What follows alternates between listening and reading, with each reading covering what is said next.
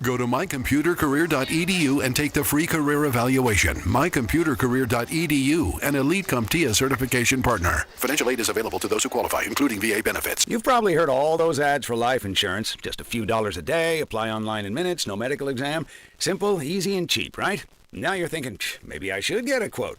Well, smart thinking. Everyone should have life insurance. But here's what they don't tell you. Those few dollars a day rates, they're for young people in perfect health. That's why everyone calls Big Lou the 50 to 60-year-old not-so-perfect candidate. Like you. You take prescription meds, and you're overweight. Winner, winner, fried chicken dinner. Well, Big Lou works with life insurance companies that want people like you, with no surprises after you apply. In fact, if you're a 50-year-old guy with a few health glitches, Lou could probably find you $1 million of term life coverage for about $200 a month. So, yeah, you need life insurance. But unless you're young and healthy, you gotta call Big Lou, because he's like you, older, heavier, and on meds, too. Get a quote right now at 800-555-1509, 800-555-1509, or biglou.com. Paid for by term provider. Diabetes, high blood pressure, anxiety meds, everyone's on them. If you're a 50-year-old male, maybe a bit porky, and you may even have type 2 diabetes, $1 million of term insurance may only cost you about $200 a month. Call Term Provider. Speak with Big Lou at 800-555-1509. Big Lou will find a term life policy for you even if you have type 2 diabetes, are overweight, or have high blood pressure. Term Provider has helped thousands of people like you who think they can't afford term life insurance. To buy $1 million of affordable term life for you, all you need to do is call Big Lou at 800-555-1509. Lou will make sure the scales are tipped in your favor. Call 800-555-1509. Big Lou will answer your call and work to fit you into a term life policy that you can afford. Remember, Big Lou's like you. He's on meds too. Call 800-555-1509 or biglou.com. You're tuned in to Money Matters Boston, 1120 AM WBNW. This is the Money Matters Radio Network, WBNW 1120 AM and W275CM FM, Concord, Boston, the Money Matters Radio Network. Our Senators Edward Markey and Elizabeth Warren and Representative James McGovern are standing up for radio listeners like us by supporting legislation to keep AM radio in cars. They know the value of local radio in times of emergency. Now it's time for Congress to finish the job and pass the AM Radio for Every Vehicle Act. Learn more at dependonam.com. This message furnished by the National Association of Broadcasters and this station. As a busy mom, my to-do list is full. While we can't add more hours to the day, we do have a great resource to help. Go Red for Women has information to help you and your family live a healthier life. Visit goredforwomen.org/momlife today.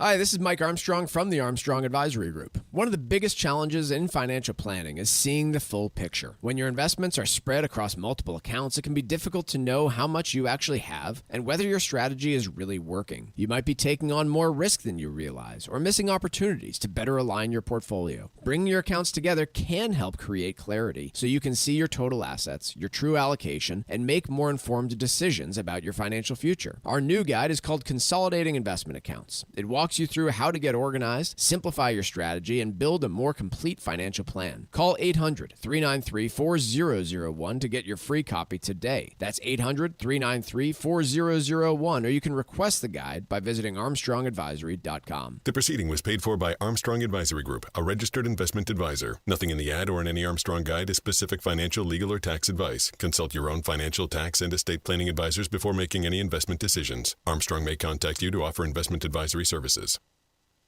For many hardworking families and retirees, an energy bill comes with an impossible choice. Paying the bills, putting food on your table, and keeping your family warm in winter and your home cool for the summer. But it shouldn't be that way. For more than 40 years, Citizens Energy has made one simple promise: to help households afford life's basic needs. Through Joe for Oil, we help neighbors through the coldest winter nights. Now, we're building on that same promise with Joe for Sun, a new way to save on electricity year-round. Our solar projects are already in communities across Massachusetts and New York, helping thousands of households save money. For many families, that means saving up to 50% on electricity. No installation, no equipment, and you keep your utility company. Like my dad's program before, we keep it simple. helping lower your utility bill through community solar at no cost to you. Call 1-855-JOE-FOR-SUN or visit citizensenergy.com to see if you qualify. You've trusted Citizens Energy to show up when it matters most. We're still here, ready to help. Sponsored by Citizens Energy. This is Tucker Silva of the Financial Exchange Show, and I'm joined today by estate planning attorney Todd Lutzke with your Financial Exchange Quick Tip of the Day. And today, we're talking about the top estate planning mistakes to avoid. Todd, a lot of people create their estate plan, but there are some that don't actually transfer assets into it. Can you explain why this is such a big mistake? Sure. I'm going to try to explain it both from a revocable and an irrevocable planning standpoint. With the revocable, if you don't put assets in there, you end up leaving them owned perhaps jointly if you're married, and designated beneficiaries and the like. But if everything goes to the spouse when one dies, then you've completely avoided your estate plan. In other words, you've set your trust up, but you went around it by leaving everything to the spouse instead of going through it by funding the trust and cramming down the assets to shelter some from estate taxes on the first death so there's less taxed on the second death. And ultimately, on the second death, if you don't plan, there could be a probate problem because everything would go to probate if it's in their own name. The other big reason is with an irrevocable trust, of course, not funding it also can result in estate tax problems by the same way it did with the revocable trust. But in addition to not funding them with the irrevocable, you don't even begin the 5-year waiting period to get the assets protected from the nursing home. So there's a much bigger problem not funding an irrevocable trust versus not funding a revocable trust. So make sure you fund your trust if you do your planning. Well, luckily, Todd Lutzke and the estate planning experts at Cushing & Dolan have written a brand new guide that details the estate planning blunders to avoid. You can request this brand new guide by simply calling 866-848-5699, 866-848-5699, or you can request it from their website, legalexchangeshow.com. The proceeding was paid for, and the views expressed are solely those of Cushing & Dolan. Cushing & Dolan and/or Armstrong Advisory may contact you offering legal or investment services. Cushing and Armstrong do not endorse each other and are not affiliated.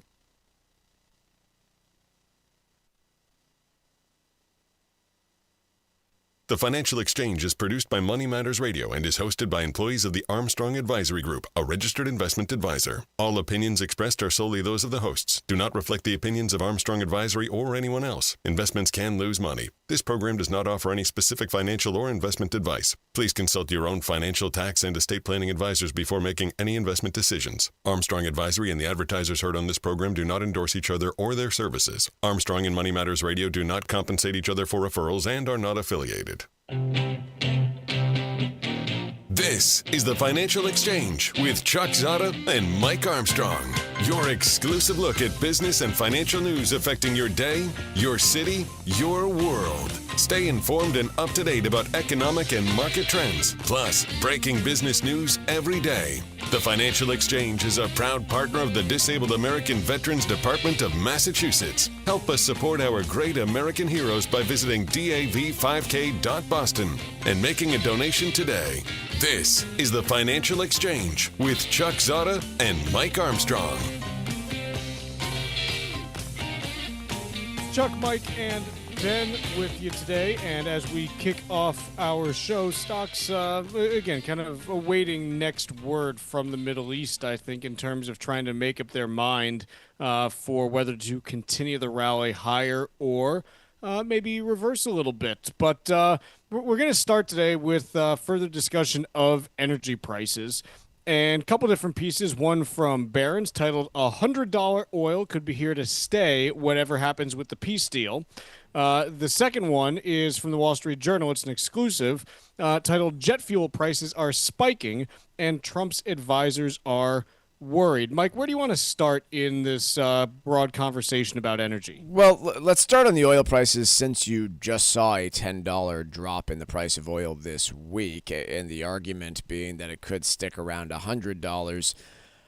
In light of that most recent jump, I recognize Brent is still over, close to $100 a barrel. But in light of that recent drop in pricing, given the rumored news of a potential deal with Iran, I have a tough time buying that it sticks around 100. Now, I absolutely am convinced that it stays elevated for a prolonged period of time. I'm having a tough time picking a dollar amount.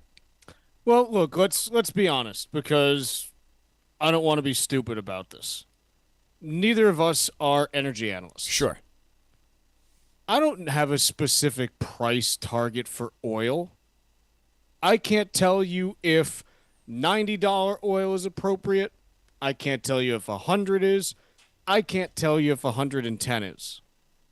What I can tell you is that before this whole thing kicked off, if we look at West Texas Intermediate and where we were, again, any time from last June through this February, I can tell you that $55 to $65 oil is not appropriate. Sure. We're not going back there. If you think we are going back there, you've got to show me the math, because from the people I know that are energy analysts, they've shown me their math, and there is no path back to $55 to $65 oil in the next 2 to 3 years. Yeah, that's where I would agree. I have no idea if it's $100 to $120 or $80 to $100. But it's very difficult to imagine that it's back to 60. And maybe we should talk about the why factor with all of that. I guess first and foremost would be damaged infrastructure in the Middle East, right? Let's start there, because that's been the front and center stuff in terms of the war, and then we can kind of work our way back through the supply chain. But first and foremost, there's been an unknown amount of damage done to all sorts of production, storage, and other facilities when it comes to oil, gas, and other commodities coming out of the Middle East. Am I wrong? You're right, but even before that, let's look at the situation before the war started. Okay. In general, and again, these are estimates because no one knows exactly. Like this is, again, like it's not like every single barrel is, accurately tracked to the barrel. But the estimates are that prior to the conflict, there was anywhere from a 1 to 3 million barrel a day surplus in production. So oil markets were not perfectly in balance to begin with. Okay.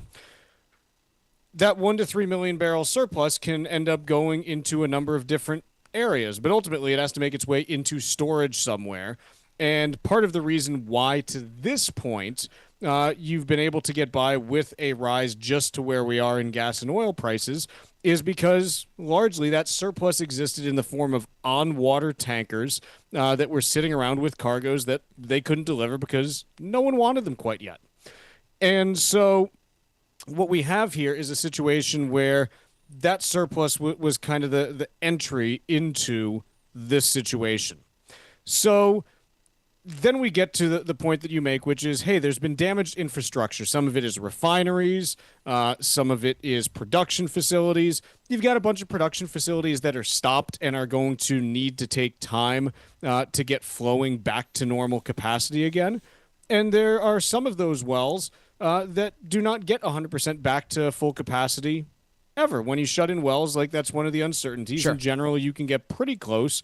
But occasionally you run into cases where, hey, production topped out at, 95% of what we used to do, and that's just, how it is.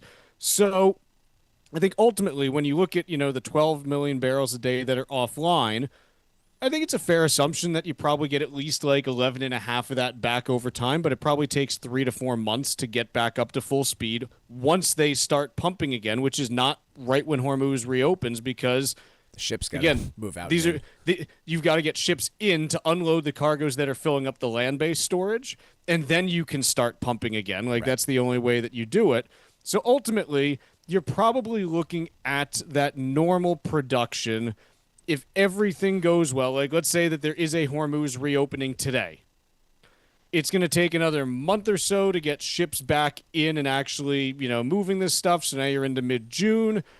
Then you got 3 to 4 months from there. It's going to be mid-September to late October by the time you have full production back if things start moving today. So that's the supply side of things, unless you have other supply side points to make. You want to shift over the demand side of the equation for a moment here? Couple other small supply side things. Yeah. You do have some additional production that is going to be coming online from Venezuela over the next year or so, assuming things start to go well there. The estimates there, maybe 500,000 to 750,000 barrels. So it probably makes up any gap in what you lose from those well shut-ins. The other piece, over a longer time frame, you've got all kinds of countries now talking about, hey, do we want to change our drilling policies to become more energy independent? Mexico, Australia, like these are some of the ones that are talking about it. They're talking now. It doesn't mean anything actually happens right now, but there's the potential for increased production as you get out like 3 to 5 years from now because of the conversations that are happening. Okay.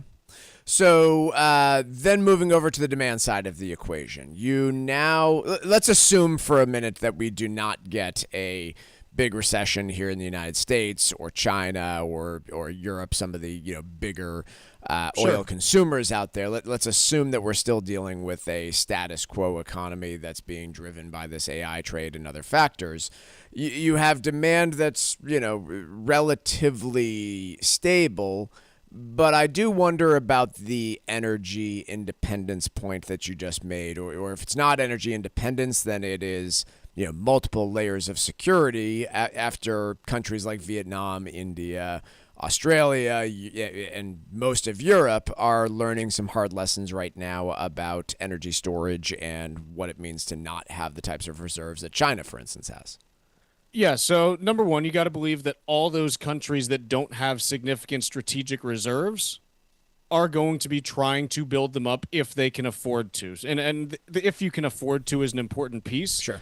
There are some countries that won't have the capacity to build strategic reserves with oil priced at 90 to 100 a barrel. They don't have the money to do so based on their budgets and currencies. So that's going to be one piece that plays into this, but ultimately you've got a bunch of countries, you mentioned India in particular, Europe, you go through, one by one, Australia, and you say, okay, the countries that, didn't have meaningful strategic reserves, you better believe that on the back end of this, they are going to be building those up because they don't want to get stuck in this situation if there's a flare up in the Middle East 5 years from now again. Right. Number two, one of the other reasons why we've been able to navigate this with oil prices only going up to where they are is that the countries that do have larger strategic reserves, Japan, the United States most notably, we are releasing those to the tune of worldwide somewhere in the ballpark of 2 million barrels a day. Those reserves are likely to be exhausted down to minimum operational levels by the late fall. Like that's where you're going to be. So those also need to be refilled because if you have another crisis like this that does come up, you can't have that ballast offsetting it if you don't have the strategic petroleum reserve refilled at least partially. And partially is not going to be like, hey, 3 million barrels over 5 years. It's going to have to be, no, you probably need to start, putting 50 to 100 million barrels a year into this thing with the idea that you can get it refilled within the next 5 to 10 years. Like that's the plan that you need to have. So that's going to be additional demand as well that is potentially increasing. And so where this ultimately goes then is between infrastructure that's going to take some time to spool up plus normal demand returning, because already, again, the prices that we're seeing are happening with Asia and Europe and Africa curtailing demand significantly. That's going to ramp back up. What is the path to oil getting back into the 60s? Yeah, I don't know if 80 is the right price. Global recession is the answer, Chuck. Right. But my point is, look, I don't know if $100 oil is here to stay. Yeah. But I know that $60 is not. And if you want my range, well, again, it's going to depend on how long this lasts and so on and so forth. Anywhere from 75 to 120 seems reasonable, depending on exactly how things play out. But I don't know exactly how things are going to play out, so that's kind of where we are right now. Let's take a quick break. When we return, let's talk about this jet fuel piece next. Smart financial talk whenever you want. Find the Financial Exchange on YouTube. Hit that subscribe button and keep up to date on daily business news from New England and around the country. This is the Financial Exchange Radio Network. Hi, this is Mike Armstrong from the Armstrong Advisory Group. One of the biggest challenges in financial planning is seeing the full picture. When your investments are spread across multiple accounts, it can be difficult to know how much you actually have and whether your strategy is really working. You might be taking on more risk than you realize or missing opportunities to better align your portfolio. Bringing your accounts together can help create clarity so you can see your total assets, your true allocation, and make more informed decisions about your financial future. Our new guide is called Consolidating Investment Accounts. It walks you through how to get organized, simplify your strategy, and build a more complete financial plan. Call 800-393-4001 to get your free copy today. That's 800-393-4001, or you can request the guide by visiting armstrongadvisory.com. The proceeding was paid for by Armstrong Advisory Group, a registered investment advisor. Nothing in the ad or in any Armstrong guide is specific financial, legal, or tax advice. Consult your own financial, tax, and estate planning advisors before making any investment decisions. Armstrong may contact you to offer investment advisory services. It's important to update your estate plan as changes occur in your life, or you can wind up with significant issues that may affect your future. Get Cushing & Dolan's new guide called Detour Ahead, Estate Planning Potholes to Avoid. Call 866-848-5699 and get your copy today, or request it online at legalexchangeshow.com. The proceeding was paid for, and the views expressed are solely those of Cushing & Dolan. Cushing & Dolan and/or Armstrong Advisory may contact you offering legal or investment services. Cushing & Dolan and Armstrong Advisory do not endorse each other and are not affiliated. Hi, I'm Michael Valila, Adjutant of the Disabled American Veterans Department of Massachusetts. The DAV of Massachusetts provides thousands of hours of voluntary services at our VA medical centers and soldiers' homes, and is the only DAV department in the country to lead a veterans housing initiative for both single veterans and those with families. These programs are critical to serving our veterans in their time of need. You can help our great American heroes by making a donation today. Please visit dav5k.boston. That's dav5k.boston. I was 24 when I had a stroke. I was 35 when I suffered a heart attack. I was 46. I was 62. It's a fact. Cardiovascular disease is the leading cause of death in women. But we can fight against our #1 killer. Talk to your doctor about your risk factors. Know your family history. Learn the warning signs and symptoms. Together, let's go red for women. Visit goredforwomen.org to learn more.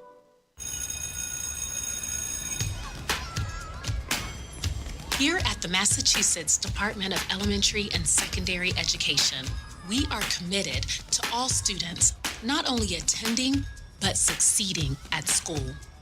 Your presence is powerful. Share why you attend at doe.mass.edu. Sponsored by the Massachusetts Department of Elementary and Secondary Education. Our Senators Edward Markey and Elizabeth Warren and Representative Stephen Lynch are standing up for radio listeners like us by supporting legislation to keep AM radio in cars. They know the value of local radio in times of emergency.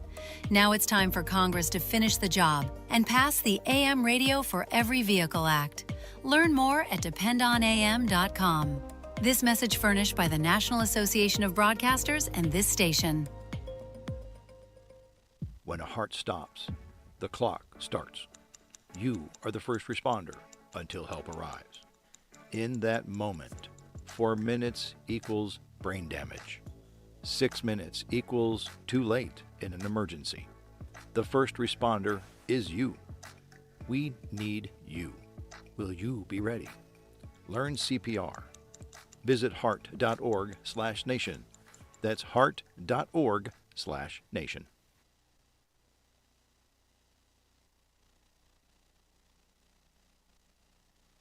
Text us at 617-362-1385 with your comments and questions about today's show, and let us know what you think about the stories we are covering. This is the Financial Exchange Radio Network. The Financial Exchange streams every day live on YouTube. Just go to youtube.com, type in the Financial Exchange Radio Show, hit subscribe, and follow market activity all morning long. Only here on the Financial Exchange Radio Network.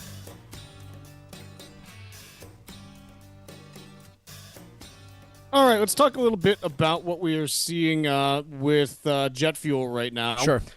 As one of the major refined products that is obviously in demand because of the 80,000 some odd commercial flights that take place around the world on any given day, we've got real concerns about jet fuel shortages that have led to European airlines starting to cancel flights for the late spring and summer period.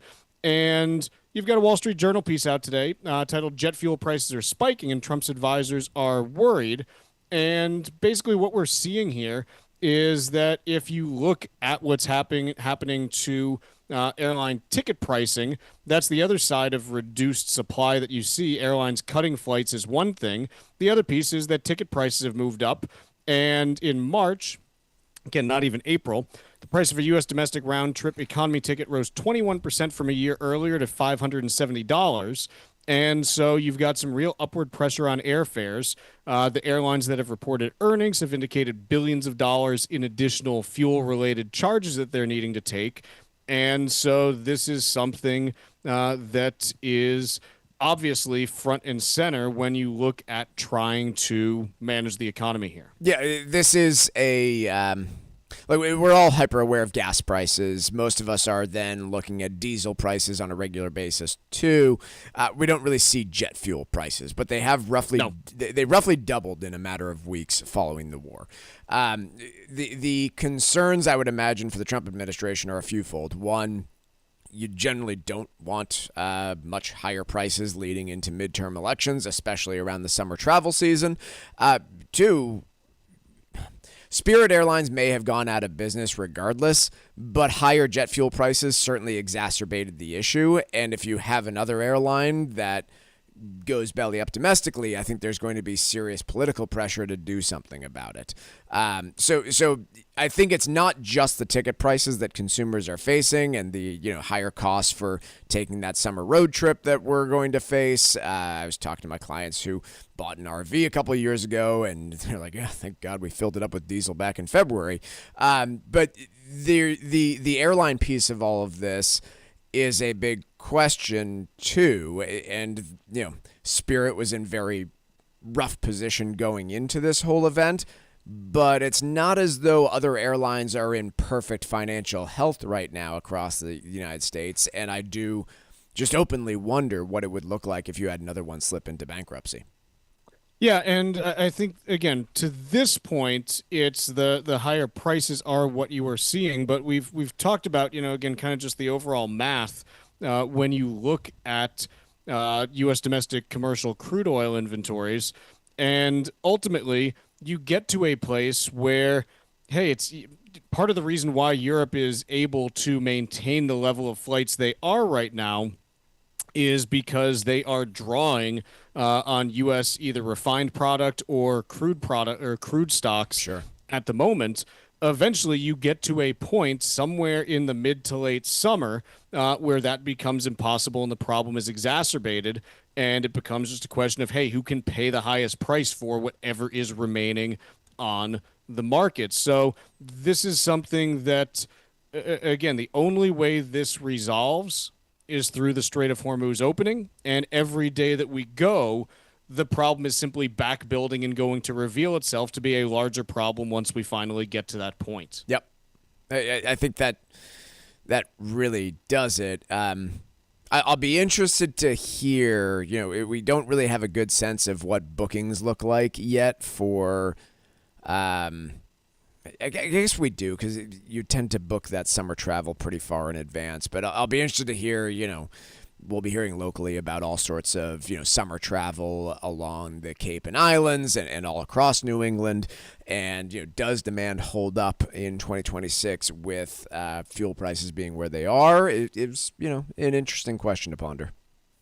Sticking with energy markets, piece in Market Watch, traders point to suspicious activity in the oil market on Wednesday. I got to be honest, I don't know if there's anything that's actually suspicious about this or not. I am not an energy trader. Maybe it is. Maybe there's a perfectly good explanation. But someone just before the announcement of the one-page document, the Memorandum of Understanding being discussed, apparently took a big short position in crude oil. I don't know if there's any meat on the bone for that actually being suspicious or if these things happen all the time and it's just people are paying attention now. Yeah, I don't know either, Chuck, but clearly they're paying attention because there's been reports of these types of actions all over the course of the last year. We had the big announcement of, was it a special forces guy who was placing bets on the Venezuela thing? And so I think clearly people's hackles are up on all of this. And while the SEC, when you're talking about manipulation of individual securities, is involved and pretty darn good at detecting all of this, it seems to me from experts that the CFTC, which regulates commodities and all of the new bets being placed on Kalshi, for instance, do not have the same mechanisms in place to be able to research and detect all of this stuff and are playing a bit of catch up. Yeah. So, It's one where I don't have the market expertise in these niche markets to be able to tell. Quick break here. Wall Street Watch is next.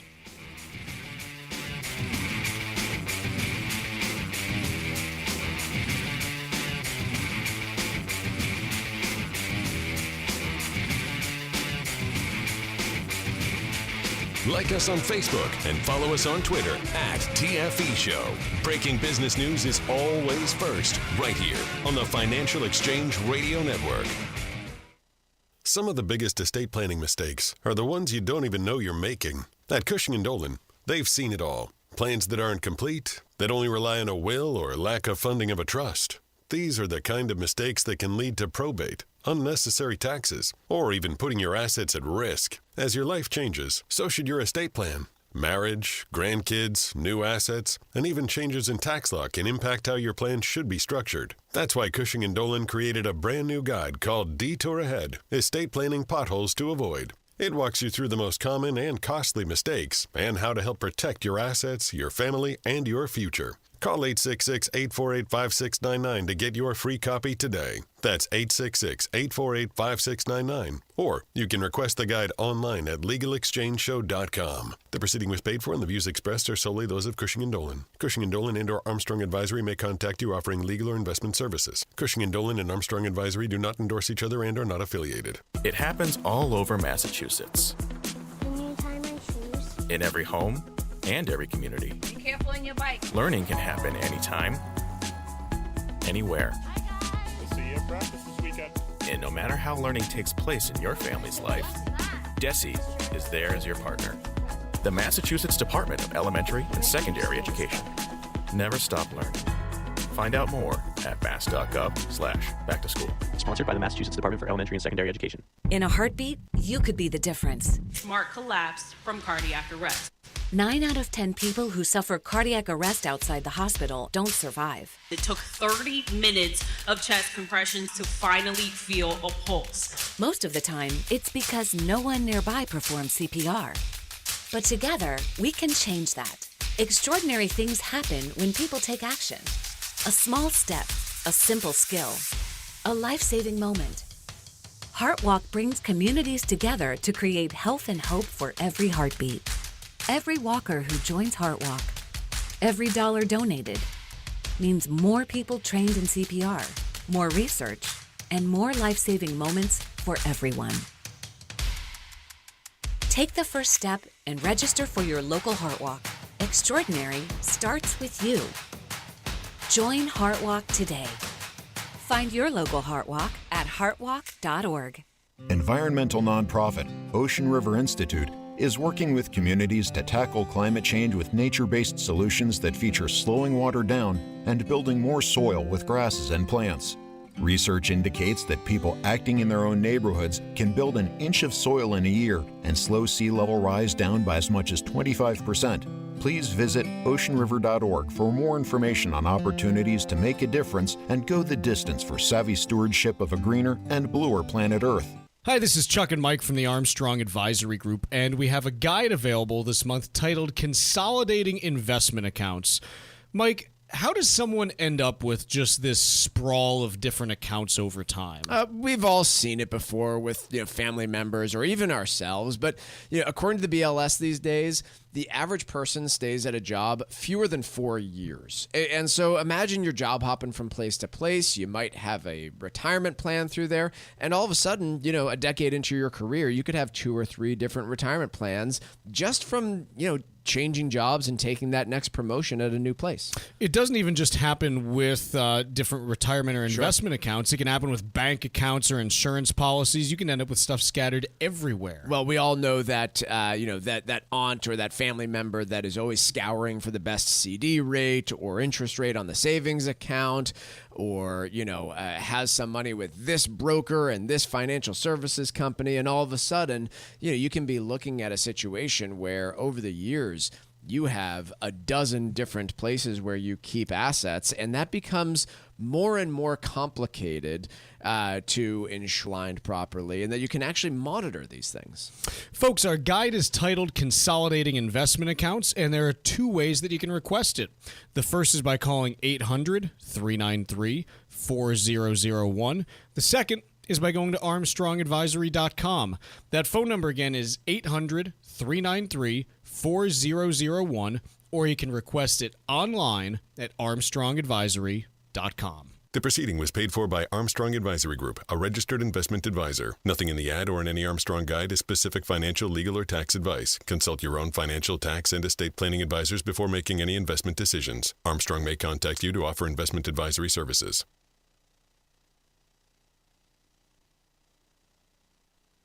Time now for Wall Street Watch, tracking the stocks, the data, and the headlines driving markets so far today, right here on the Financial Exchange Radio Network. 10:34, and markets are currently mixed right now. The Dow Jones is off 132 points, or just over 0.25%. The S&P 500, however, is up 7.24 points, or 0.1%. The NASDAQ is also up 142 points, or just over 0.5%. Meanwhile, gold is up 1.5%, while silver is up over 6%. Shake Shack shares are off 30% after the burger chain's first quarter results fell short of expectations, and it reported an operating loss of $2.6 million. Shake Shack's earnings per share broke even versus earnings of 12 cents a share expected from analysts. Revenue came in at $366.7 million versus the $372 million consensus estimate. McDonald's posted a beat on both the top and bottom line, sending shares up over 0.3%. Adjusted earnings came in at $2.83 per share versus the $2.74 a share expected by analysts. Revenue was $6.52 billion compared to the $6.47 billion consensus. DoorDash shares up 1.5% after the food delivery giant issued rosy guidance for orders in the second quarter. DoorDash sees marketplace gross order value ranging from $32.4 billion to $33.4 billion. And finally, IonQ shares are off over 4%. The quantum computing company said that adjusted losses before interest, taxes, depreciation, and amortization came in at $96.8 million in the first quarter. That's wider than the loss of $80.4 million analysts polled had sought. I am Ben Kitchen, and that is Wall Street Watch. Mike, we got a piece here in the New York Times. Why gas prices vary so much by state, county, and city. And good piece. I think it gets at, a lot of the key things, and there's some other things that I would add as well. Yeah, I think we've brought this up before, where it turns out Pennsylvania has the highest state-level gas taxes in the country, but we never talk about Pennsylvania as having way higher gas prices, for example, than California. And the reality is that there are some unique circumstances in different parts of the country that lead to gas prices being off the charts in places like the West Coast and California in particular, and not so much in other parts of the country. But one would just be, yes, the state taxes vary dramatically place by place. But in California in particular, they have a few weird things going on. One, notoriously bad pollution and smog problems over the decades caused them to require a different blend of gasoline than pretty much anywhere in the country. And then, follow that up with a lack of refineries in the state, combined with just plain geography that makes it difficult, for example, to ship gasoline from Texas to California because of sprawling mountains and those issues, they end up importing it all, oftentimes via foreign producers by ship into California, leading to, well, combination of high taxes, unique blend requirements, and just their plain geography driving gas prices to where we're seeing now over $6 a gallon. Other things that matter, quite honestly, like the town that you are buying the gas in matters. Not because like towns have their own gas tax, but you see this when you drive around. If you are driving through a wealthier part of the state that you live in, do you see higher or lower gas prices? Higher. Yeah, it's just how It's it just is. like they don't have market baskets in Weston. They they tend to charge higher gas prices too. Right. You can see. I mean, locally, I would say normally you might see like a 10 to 15% swing from wealthier to poorer areas of the state in terms of gas prices. This comes up every week with me with Ed Lambert down the Cape, because whenever I talk to him, I'm generally driving along Route 1 in Saugus. Where you have like notoriously some of the cheapest gas prices in the state, and he's talking to me from Cape and probably filling up his his Mercedes with 93 octane, and we're looking at like $1 difference in gas prices at pretty much any given point in time. I'm sorry, Ed, I'm ripping on you a little bit, but I think you have told me that you put in the higher octane gas into your vehicle, whereas I'm driving a Honda Civic and don't care what I put into it. And that is a reality. If you try and buy gas on the Cape compared to in Saugus, you're going to pay a heck of a lot more. So I think ultimately this is a situation where some of these differences in proximity to refineries and the types of oil that are needed, the types of gasoline that are needed in different areas, these are going to become more apparent as we go through the summer and supply of crude and product gets tighter. So I think this is something to watch, just because price disparities are likely to widen more as a result of that. And unfortunately, to anyone who might be listening from California, that probably means that you're going to be feeling even more pain than you already are. And this comes despite California right now, as always, having the nation's highest gas prices north of $6.16 a gallon. It's not crazy to say that California could be seeing, again, if the Strait of Hormuz does not reopen very, very quickly here, it's not crazy to think that California could be seeing gas prices close to $9 a gallon later in the summer. If things move more rapidly, maybe they only get up to like $6.50 or $7, but you could very easily be heading towards higher numbers there because of, again, just how the overall network of production and distribution works. I know that I sound like a smug little jerk, but does that not make anybody else smile and giggle just a little bit to hear about gas prices being like $2 more than anywhere else in the country in California? Just a little bit. Why would it make me smile, Mike? I don't really ever wish pain on anyone. Yeah, it's just one of those situations of your own making that makes me laugh a little bit. But yeah, I guess I do wish pain on some people a bit more than you do, Chuck. So I apologize. In the story of the year that did not need to be printed, because who didn't know this, the New York Times tells us that higher gas prices are hitting lower income Americans the hardest. Wait, so... To which I say, who was unaware of that? I don't mean to be insensitive. No, but you're telling me. No, Mike, the person you're being insensitive to is the writer of the piece. True. Because quite honestly, look, of course, when you have a smaller income, gas takes up a disproportionately larger portion of it if you happen to own or lease or, rent a vehicle. And so because of that, it's not surprising that someone making $30,000 a year feels the pain of gas going up by 50% more than Jeff Bezos does. Yes. Do you remember when we were talking about 9% inflation in 2022? Yes. Also happened to hit the lowest income earners the hardest during that period of time. There was at least a bit of an offset there, where at the same time, those same wage earners were getting the biggest percentage increases in wages. But yeah, generally speaking, goods inflation being higher than normal, and I'm going to include gasoline in that category, will hit the people that can afford that increase the least the hardest. So thank you, New York Times, for really breaking that brain buster down for us. Also, I was poking around on Shell's earnings call this morning, just because, again, whenever you have an energy company reporting earnings right now, what they say in the earnings isn't really interesting. It's more, hey, tell me, give me the context of what you're talking about on your call. Sure.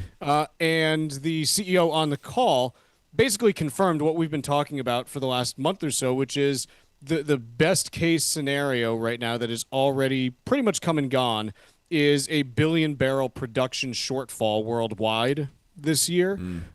And every month that the strait remains closed, you're talking about adding another 350 to 400 million barrels of production shut-in to that. So basically where you stand right now is, look, the best case for getting things reopened there and production resuming is starting in mid-June.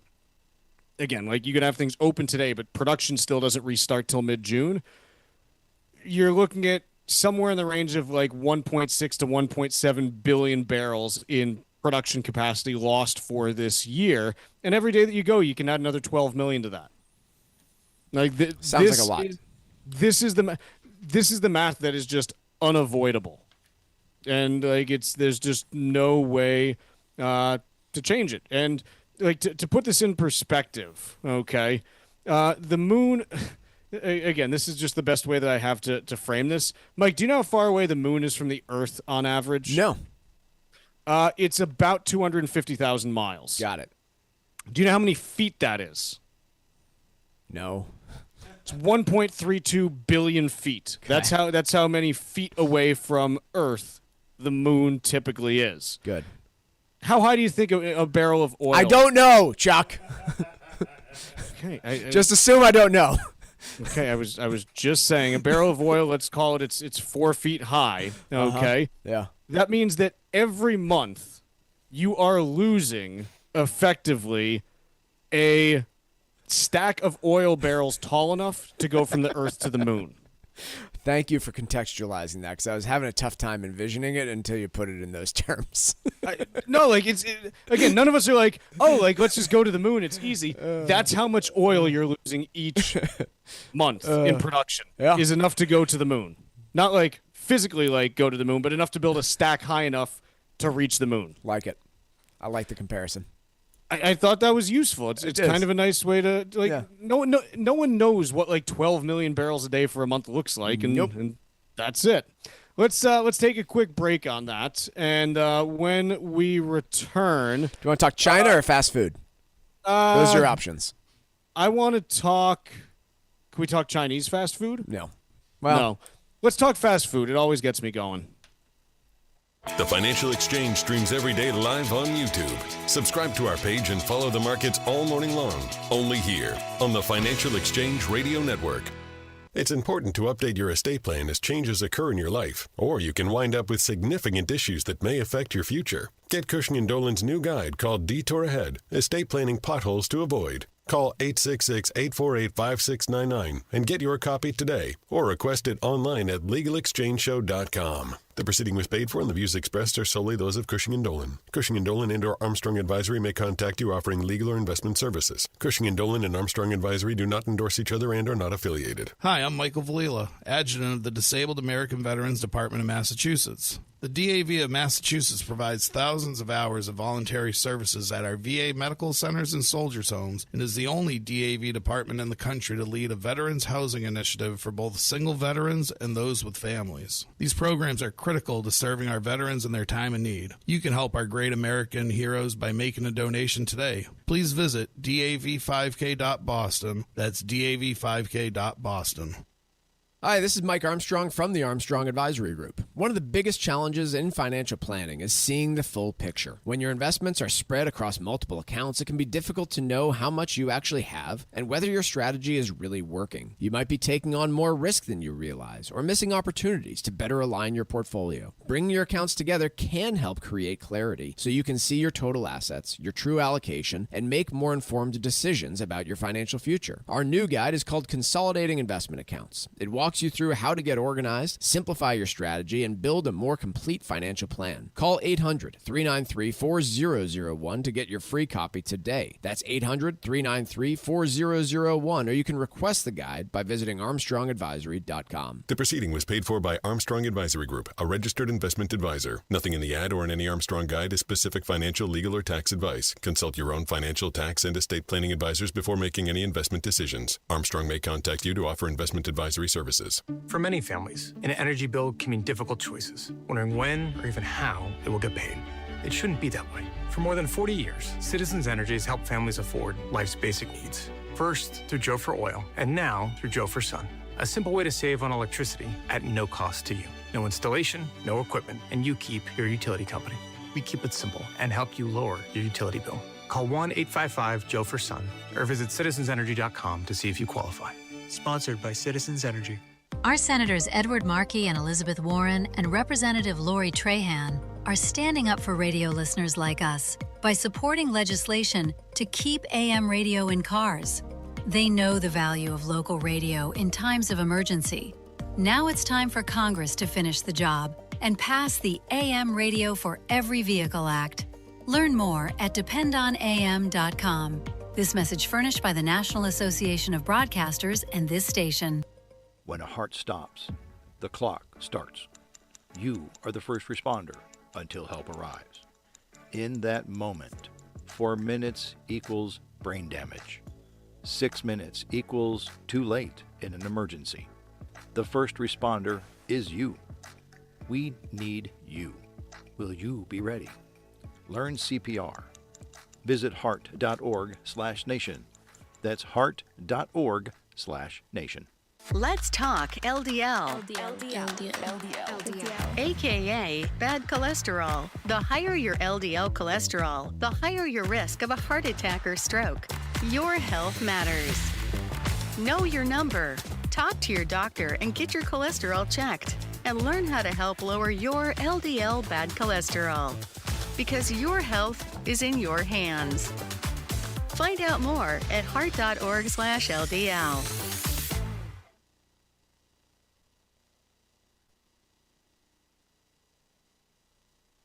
Follow the Financial Exchange Show on Instagram and see what's driving the conversation about Wall Street and economic trends. This is the Financial Exchange Radio Network.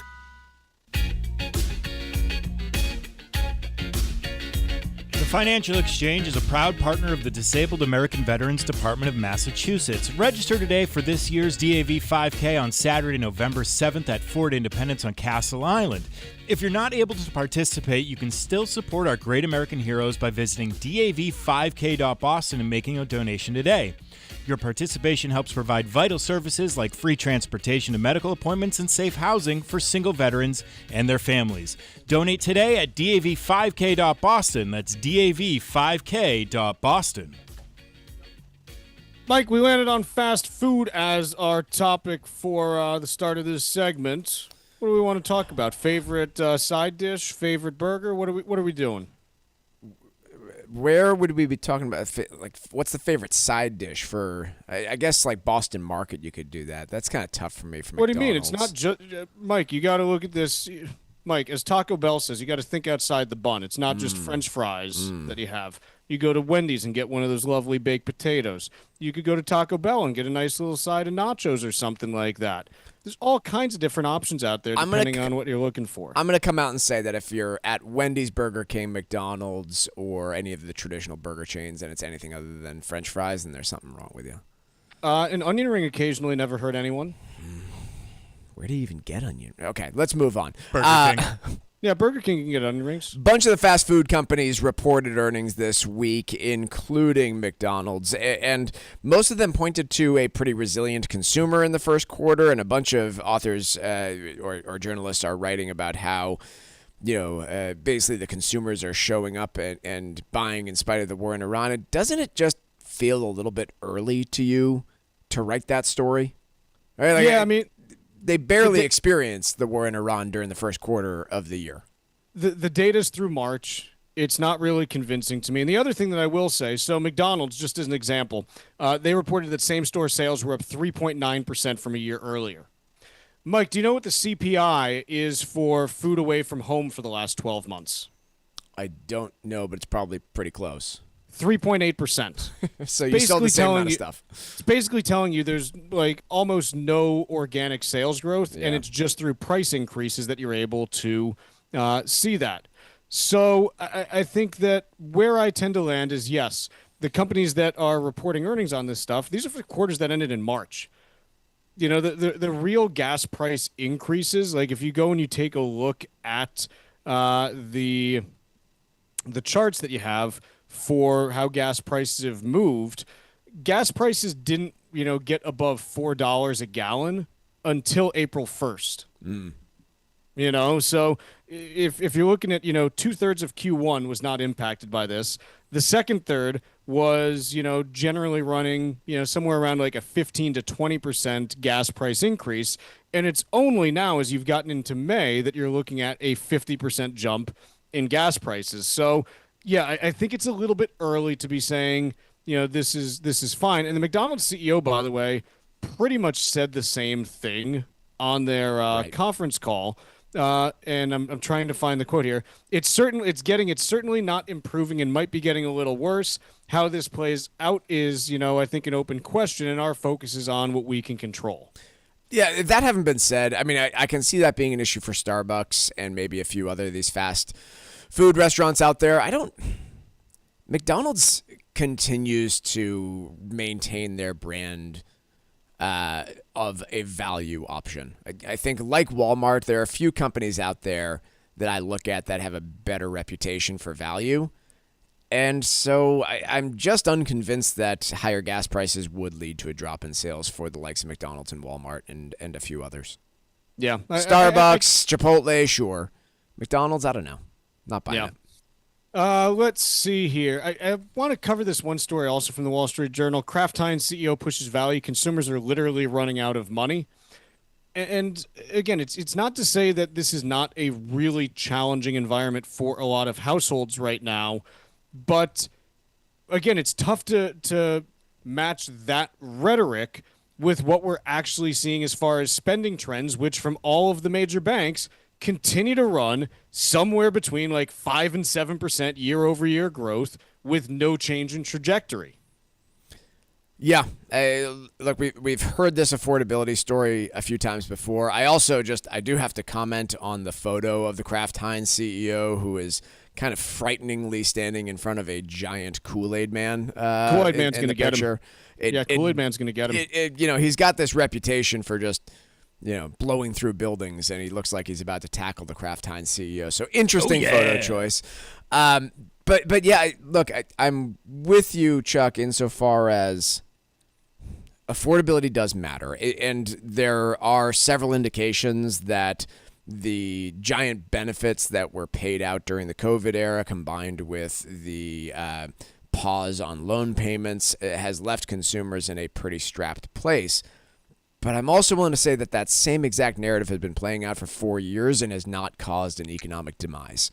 So I'm kind of done reporting on it until we actually see it. Like, tell me when consumer spending decreases year over year, and then I'll buy that we have a problem. But in the meantime, these stories about mortgage defaults and student loan defaults climbing, and we've hit the highest level of mortgages in it's not default, but delinquency in the last 5 years. Like, those are only interesting stories in the context of the last 5 years, and doesn't really indicate anything about the broader economy. And I'm not sure anything about this moment does either. If you want to tell me increasingly that lower income consumers are becoming, such a small part of our economy that it's not showing up, I can believe that, and that is not a good thing either. Let's take a quick break here. We've got hour 2 coming up in just a little bit.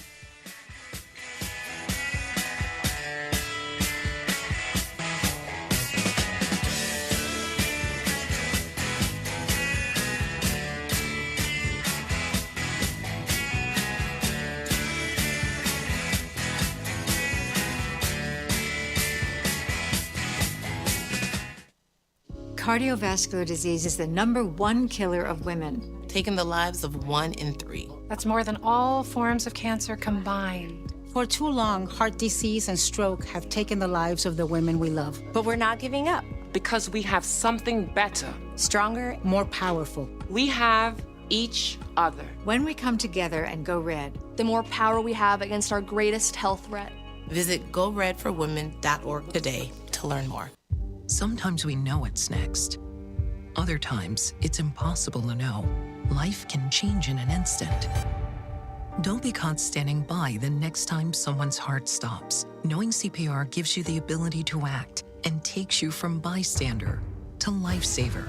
CPR is a life-saving skill. Join the nation of lifesavers today by learning CPR at heart.org/nation. National support for CPR education provided by Elevance Health Foundation. This is Tucker Silva of the Financial Exchange Show, and I'm joined today by estate planning attorney Todd Lutzke with your Financial Exchange Quick Tip of the Day.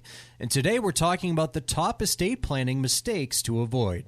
Todd, what is the downside of adding your kids to your accounts or adding their names to your real estate deeds as a joint owner? Won't this avoid probate? You're absolutely right. It would avoid probate, but there are better ways to avoid probate than just doing something simple, right? Simple isn't always better. Throwing a name on an account or adding a designated beneficiary or a joint owner on a piece of property might not be the best way to go. Here's the problem.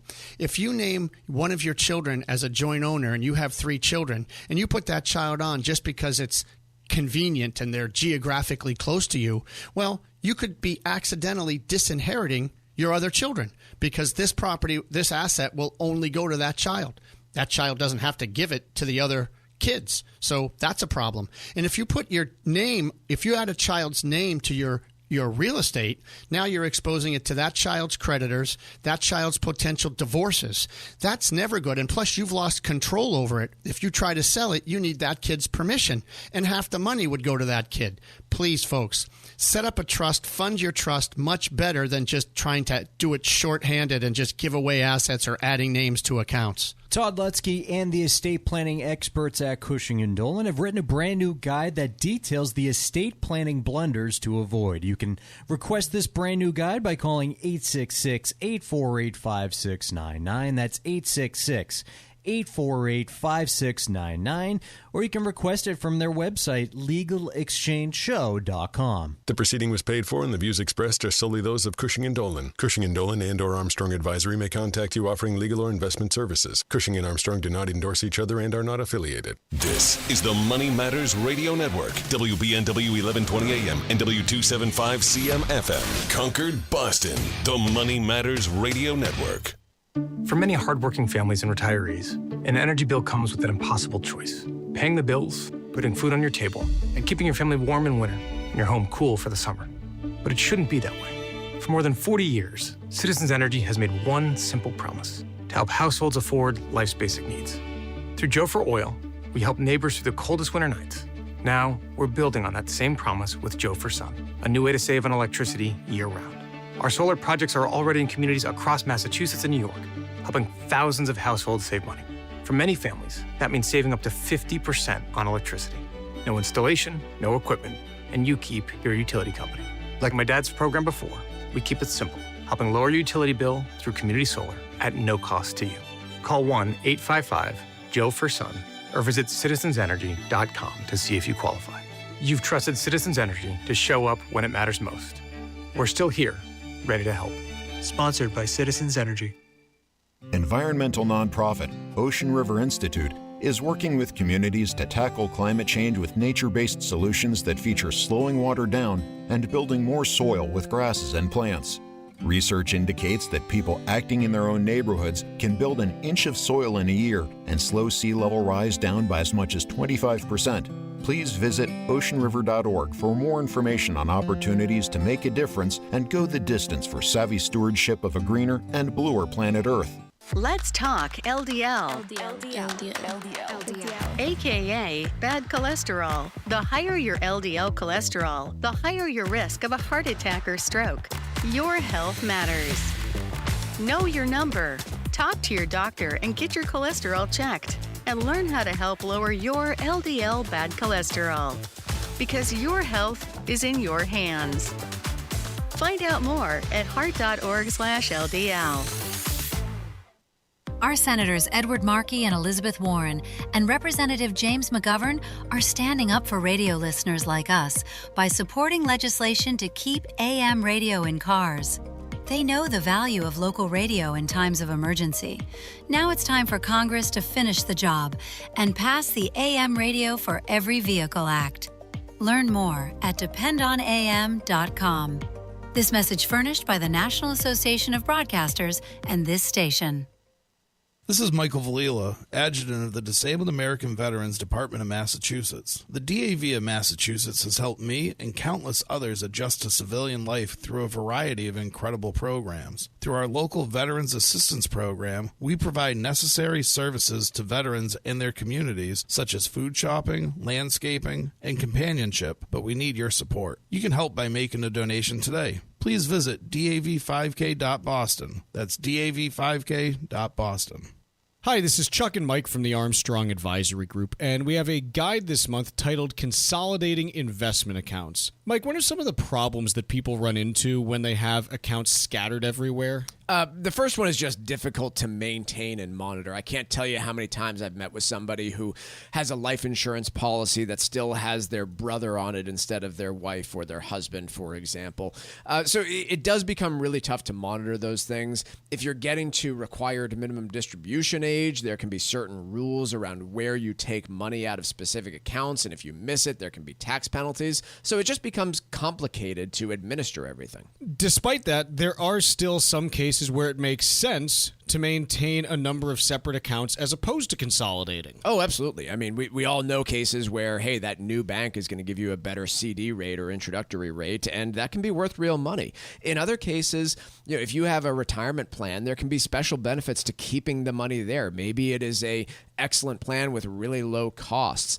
Maybe it'll allow you to avoid a required minimum distribution if you're still working into your 70s. Or there can be other strategies too, having money in a retirement plan and allowing you to do what's called a backdoor Roth conversion, all sorts of things that allow you to take advantage of having accounts in specific places. Folks, the guide is titled Consolidating Investment Accounts, and there are two ways to request it. The first is by calling 800-393-4001. The second, by going to armstrongadvisory.com. That number again is 800-393-4001, or request it online at armstrongadvisory.com. The proceeding was paid for by Armstrong Advisory Group, a registered investment advisor. Nothing in the ad or in any Armstrong guide is specific financial, legal, or tax advice. Consult your own financial, tax, and estate planning advisors before making any investment decisions. Armstrong may contact you to offer investment advisory services. The Financial Exchange is produced by Money Matters Radio and is hosted by employees of the Armstrong Advisory Group, a registered investment advisor. All opinions expressed are solely those of the hosts, do not reflect the opinions of Armstrong Advisory or anyone else. Investments can lose money. This program does not offer any specific financial or investment advice. Please consult your own financial, tax, and estate planning advisors before making any investment decisions. Armstrong Advisory and the advertisers heard on this program do not endorse each other or their services. Armstrong and Money Matters Radio do not compensate each other for referrals and are not affiliated. This is the Financial Exchange with Chuck Zodda and Mike Armstrong. Your exclusive look at business and financial news affecting your day, your city, your world. Stay informed and up to date about economic and market trends, plus breaking business news every day. The Financial Exchange is a proud partner of the Disabled American Veterans Department of Massachusetts. Help us support our great American heroes by visiting dav5k.boston and making a donation today. This is the Financial Exchange with Chuck Zodda and Mike Armstrong. Chuck, Mike, and Tucker with you. And as we kick things off here, we've got stocks drifting modestly upward on a couple of the major indices. But the Dow is off 22 points right now, while the S&P is up 12. NASDAQ Composite up 131. We've got the U.S. 10-year Treasury basically flat, down 0.8 of a basis point today to 4.346%. Taking a look at mortgage rates, they've come back in as rates have come down in the last couple days, back down to 6.44% after being north of 6.5% for the beginning part of the week. Taking a look through other markets, dollar index down 0.17% to 97,705.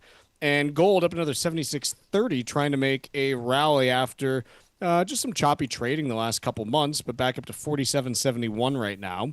And crude oil, West Texas Intermediate down another $3.99 a barrel to 91.09. AAA national average for gas prices is up another, we got up another up another 2.2 cents to 4.55 and 8 tenths. If you're wondering on the divergence there, a couple things. The first is there is always a little bit of a delay. Remember, those oil prices just started falling yesterday.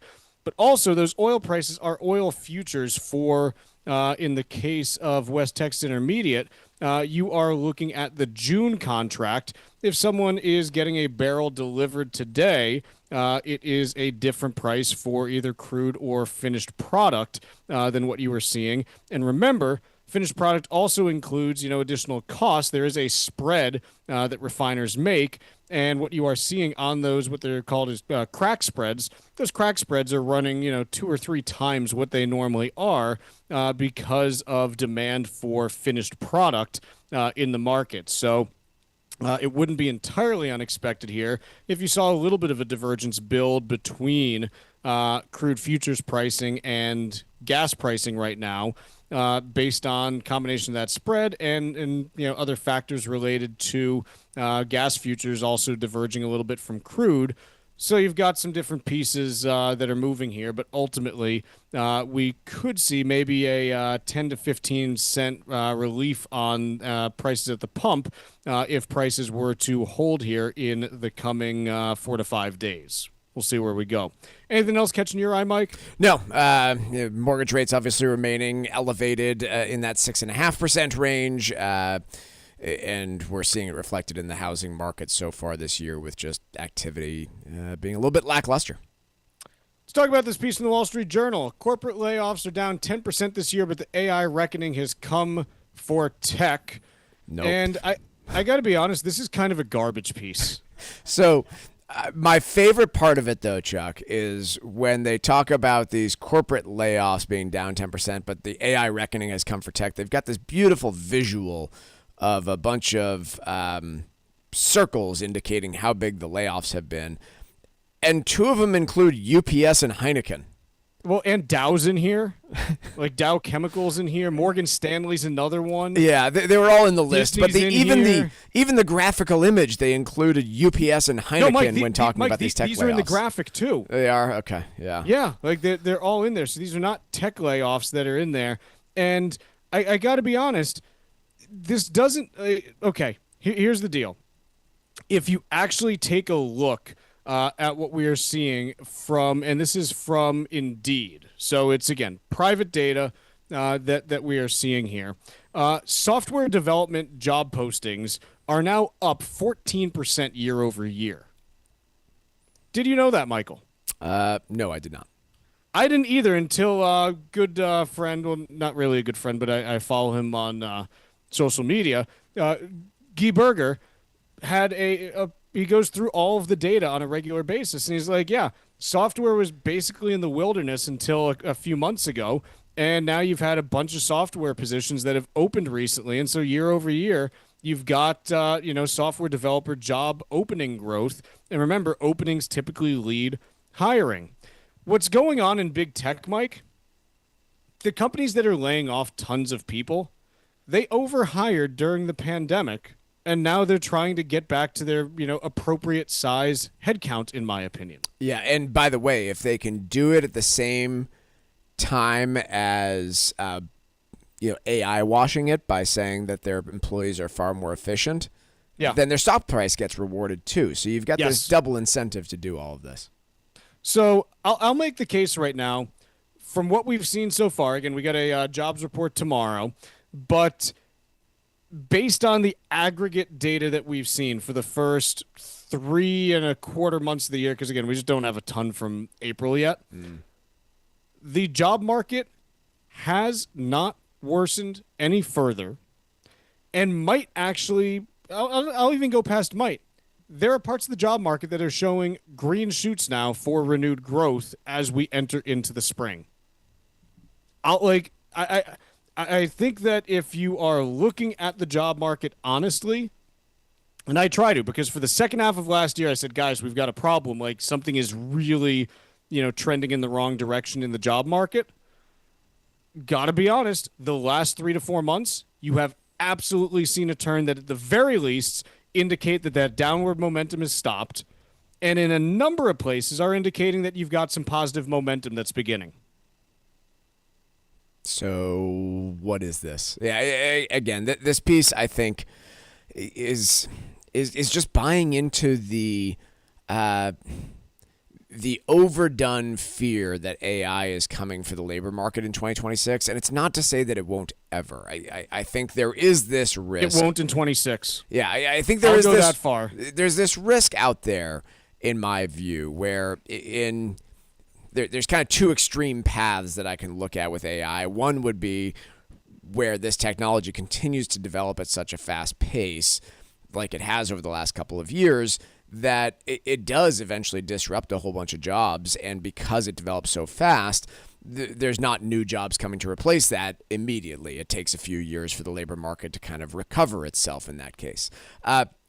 The other path, which is another extreme, is it kind of follows the path of the internet, where big gains were made right up front, and then those gains slowed down considerably. And what you were left with was a bunch of companies trying to figure out how to monetize the new technology, a bunch of companies that had overspent on developing the technology, and you ended up not with a labor market problem due to the internet, but rather a stock market problem, because everybody was betting that it was going to be bigger than it wound up being. So, it's not to say that there can't be problems for the labor market from AI, and it's not to say that specific jobs are already being disrupted by AI, but the idea that it's leading to higher unemployment and layoffs in 2026 is there's just no evidence. Beyond that, I'll put one other thing on the table as why you're not going to see it become a meaningful problem in 2026. Mike, what's the biggest problem with artificial intelligence as it relates to its use in the workplace right now? Privacy and security? No. That might be in our industry, but in general. I just live it too much. I don't know. There's not enough capacity. Yeah. Mike, how are you going to displace jobs if you are being rate limited in terms of how much you can actually do with AI right now? Yeah, it's fair. You got to pay an immense amount of money if you actually want the capacity to do something impressive with it. So I think that you absolutely don't have enough compute capacity for it to displace any meaningful number of jobs this year and change the trajectory of the labor force as a result of it. It's not to say that we won't get to a point in the future where that becomes the case, but this year, talk to anyone who uses, Claude, which is now seen. I think it's seen in, I believe, 80-fold increase is what their CEO said in activity over the last 5 months. They can't use enough. They keep getting booted out of the system because they've used too much of their compute capacity. They're rationing the compute that's available. That's not really a recipe for being like, oh yeah, we can get rid of this employee. What if you get rid of this employee and then you get rationed in terms of your compute capacity for replacing them? I'm sure there are absolutely going to be stories of silly tech companies that go and lay off critical parts of their workforce and then realize that AI cannot do what they thought it could at the price that they thought they would be able to do it. And those stories will be fun. Not funny for the laid off people, but funny for the idiot CEOs that go and do that. But yeah, this is all part of why it is not disrupting the labor market in the aggregate. And by the way, we'll get a report on that tomorrow morning at 8:30, and I expect it to confirm our predictions on all of this. Let's take a quick break here, and when we return, do we want to stick with the chat GPT-ification of American business? That's a good piece from the Wall Street Journal. Let's talk about that, and we've got trivia next. Subscribe now to our YouTube page, where you'll find daily interviews and full shows of the Financial Exchange. We'll get you caught up on anything and everything you might have missed right here on the Financial Exchange. Hi, this is Mike Armstrong from the Armstrong Advisory Group. Over the years, it's easy to collect investment accounts, including old 401ks and multiple IRAs. But at some point, it can get hard to keep track of what you actually have. Too many accounts can lead to confusion, overlapping investments, and sometimes missed opportunities. Our new guide is called Consolidating Investment Accounts, and in it, you'll learn how to simplify your financial life, giving you a clearer picture of your strategy, your risk, and your progress. The guide will also walk through how to avoid common mistakes and build a more organized, intentional plan. Call us today at 800-393-4001 and get your free copy of our new guide called Consolidating Investment Accounts. That's 800-393-4001, or you can request the guide online at armstrongadvisory.com. The proceeding was paid for by Armstrong Advisory Group, a registered investment advisor. Nothing in the ad or in any Armstrong guide is specific financial, legal, or tax advice. Consult your own financial, tax, and estate planning advisors before making any investment decisions. Armstrong may contact you to offer investment advisory services. Some of the biggest estate planning mistakes are the ones you don't even know you're making. At Cushing & Dolan, they've seen it all. Plans that aren't complete, that only rely on a will or lack of funding of a trust. These are the kind of mistakes that can lead to probate, unnecessary taxes, or even putting your assets at risk. As your life changes, so should your estate plan. Marriage, grandkids, new assets, and even changes in tax law can impact how your plan should be structured. That's why Cushing & Dolan created a brand new guide called Detour Ahead, Estate Planning Potholes to Avoid. It walks you through the most common and costly mistakes and how to help protect your assets, your family, and your future. Call 866-848-5699 to get your free copy today. That's 866-848-5699. Or you can request the guide online at legalexchangeshow.com. The proceeding was paid for and the views expressed are solely those of Cushing & Dolan. Cushing & Dolan and/or Armstrong Advisory may contact you offering legal or investment services. Cushing & Dolan and Armstrong Advisory do not endorse each other and are not affiliated. Our Senators Edward Markey and Elizabeth Warren and Representative Jake Auchincloss are standing up for radio listeners like us by supporting legislation to keep AM radio in cars. They know the value of local radio in times of emergency. Now it's time for Congress to finish the job and pass the AM Radio for Every Vehicle Act. Learn more at dependonam.com. This message furnished by the National Association of Broadcasters and this station. As a busy mom to 4 kids, my to-do list is full. Trying to fit in exercise, eating right, and prioritizing self-care can feel next to impossible. While we can't add more hours to the day, we do have a great resource to help. Go Red for Women has easy tips, tools, and information to help you and your family live a healthier life. So to all the moms, the aunts, grandmothers, and amazing women out there doing it all, visit goredforwomen.org/momlife today. You take care of them, Go Red for Women will take care of you. In a heartbeat, you could be the difference. Mark collapsed from cardiac arrest. 9 out of 10 people who suffer cardiac arrest outside the hospital don't survive. It took 30 minutes of chest compressions to finally feel a pulse. Most of the time, it's because no one nearby performs CPR. But together, we can change that. Extraordinary things happen when people take action. A small step, a simple skill, a life-saving moment. HeartWalk brings communities together to create health and hope for every heartbeat. Every walker who joins HeartWalk, every dollar donated, means more people trained in CPR, more research, and more life-saving moments for everyone. Take the first step and register for your local HeartWalk. Extraordinary starts with you. Join HeartWalk today. Find your local HeartWalk at heartwalk.org.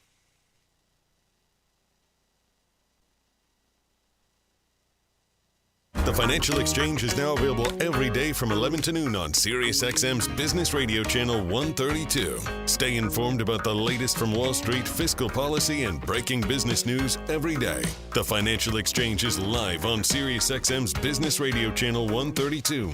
This is the Financial Exchange Radio Network.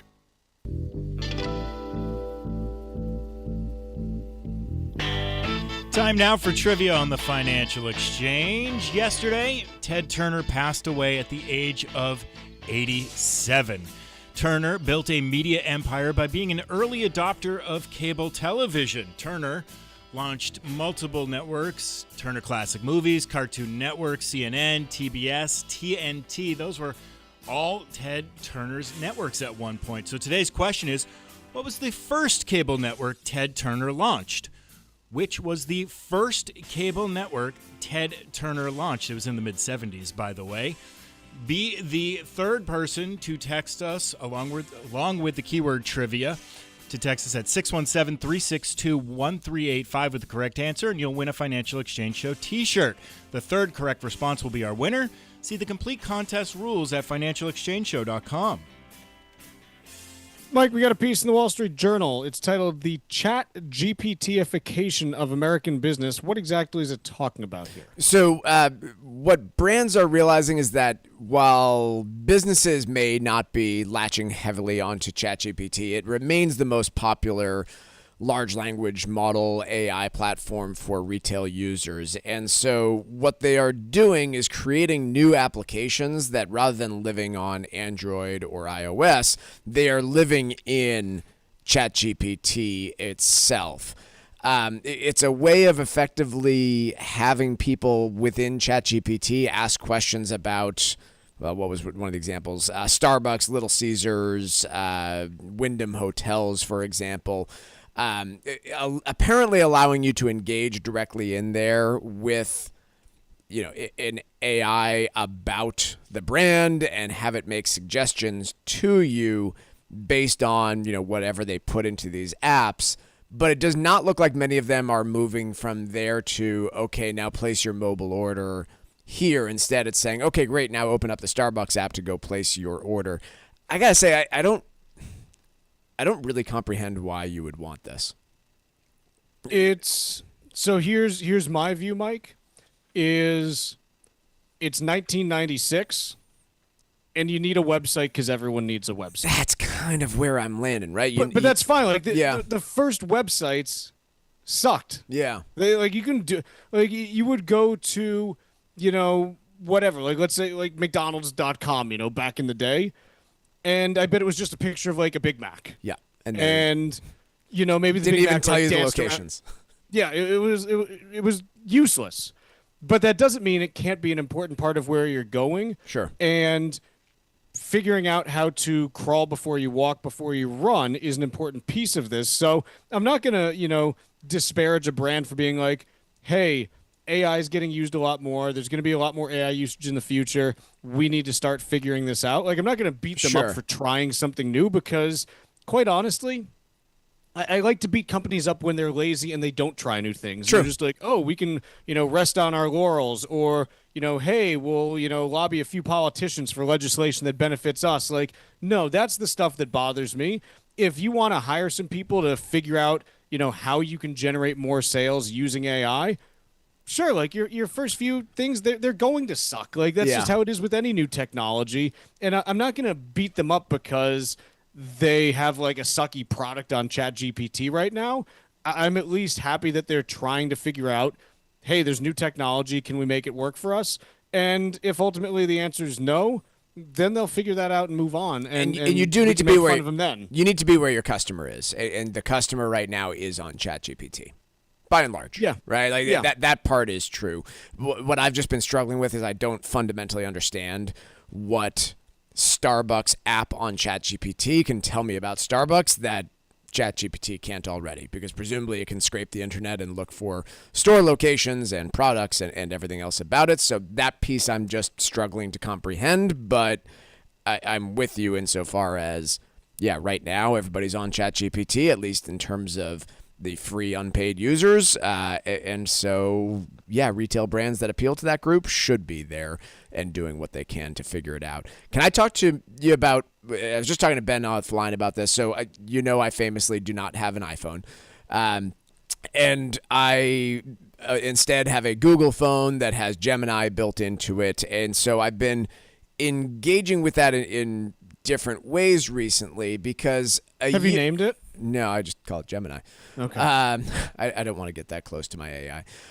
But a year ago when driving, it was basically the Google Assistant was built in there to just exclusively answer driving-related questions. So, for example, if I asked Google, I don't know, what year was Wendy's founded, it wouldn't tell me. It would just navigate to the closest Wendy's, which is not terribly useful. Today, I can have a full-on conversation with Gemini while driving, which might be distracting and maybe something that I shouldn't be doing. But, if I want to have a conversation about Jane Goodall and have it tell me, her experience and her education and how she came to do what she did, it'll have a 15-minute conversation with me about that and prompt in a whole bunch of different ways. If I want to learn about the demographics of people that take the commuter rail in Boston, it will pull up stats and tell me about these different subjects, and we can have a lengthy conversation about it, which is, I'm sure, ultimately going to lead to me being misinformed about something at some point down the road, but very interesting and actually pretty useful compared to what I do currently, which is, listen to a few podcasts about subjects that I want to learn about when driving during my once a week, hour and a half each way commute that I do. So Mike, go ahead. Sorry, to digress back to a previous topic, Ben sent me from the Web Design Museum McDonald's original website in 1996. Oh, yes. There's not even a home button on it. Yeah. It looks like it's just drawn using Microsoft Paint, basically. Sure. And the menu at the top is there are 8 items: McDonald's system, now showing our food, fun stuff, community around the globe, careers, and mixed sports. Which I don't know what mixed sports is. I mean, I when I was an intern in New York, I participated in a chicken nugget eating competition. That's what it is. Yeah. That's the mixed sport. The mixed sport. Yeah. But it's exactly there's nothing useful that you could do here. Yeah, so presumably these apps are garbage today, and we will laugh at them 10 years from now. Exactly, and that's totally fine because, I think maybe we'll look back at them and say, oh, these are quaint, just like 1996. We'll just have to see kind of where things go. Let's take a quick break here. Trivia answers next. Bringing the latest financial news straight to your radio every day. It's the Financial Exchange on the Financial Exchange Radio Network. Our Senators Edward Markey and Elizabeth Warren and Representative Stephen Lynch are standing up for radio listeners like us by supporting legislation to keep AM radio in cars. They know the value of local radio in times of emergency. Now it's time for Congress to finish the job and pass the AM Radio for Every Vehicle Act. Learn more at dependonam.com. This message furnished by the National Association of Broadcasters and this station. It happens all over Massachusetts. Can you tie my shoes? In every home and every community. Be careful on your bike. Learning can happen anytime, anywhere. We'll see you at practice this weekend. And no matter how learning takes place in your family's life, DESE is there as your partner. The Massachusetts Department of Elementary and Secondary Education. Never stop learning. Find out more at mass.gov/back-to-school. Sponsored by the Massachusetts Department for Elementary and Secondary Education. Long-term care costs can reach thousands of dollars per month and can put a serious strain on your savings. The experts at Cushing & Dolan often see families caught off guard by that reality. Without the right plan in place, those costs can quickly eat through a lifetime of your hard work. But here's the shocker. Many estate plans don't protect your assets from those expenses. The right strategy may involve specific types of trusts designed to help protect your assets, but timing matters. Cushing & Dolan has a brand new guide called Detour Ahead, Estate Planning Potholes to Avoid. It breaks down some of the most common and costly mistakes people make and explains how to help protect your assets, your family, and your future. Call 866-848-5699 to get your free copy today. That's 866-848-5699. Or you can request the guide online at LegalExchangeShow.com. The proceeding was paid for and the views expressed are solely those of Cushing & Dolan. Cushing & Dolan and or Armstrong Advisory may contact you offering legal or investment services. Cushing & Dolan and Armstrong Advisory do not endorse each other and are not affiliated. For many hardworking families and retirees, an energy bill comes with an impossible choice. Paying the bills, putting food on your table, and keeping your family warm in winter and your home cool for the summer. But it shouldn't be that way. For more than 40 years, Citizens Energy has made one simple promise: to help households afford life's basic needs. Through Joe for Oil, we help neighbors through the coldest winter nights Now, we're building on that same promise with Joe for Sun, a new way to save on electricity year-round. Our solar projects are already in communities across Massachusetts and New York, helping thousands of households save money. For many families, that means saving up to 50% on electricity. No installation, no equipment, and you keep your utility company. Like my dad's program before, we keep it simple, helping lower your utility bill through community solar at no cost to you. Call 1-855-JOE-FOR-SUN or visit citizensenergy.com to see if you qualify. You've trusted Citizens Energy to show up when it matters most. We're still here, ready to help. Sponsored by Citizens Energy. This is Tucker Silva of the Financial Exchange Show, and I'm joined today by estate planning attorney Todd Lutzke with your Financial Exchange Quick Tip of the Day. And today we're talking about the top estate planning mistakes to avoid.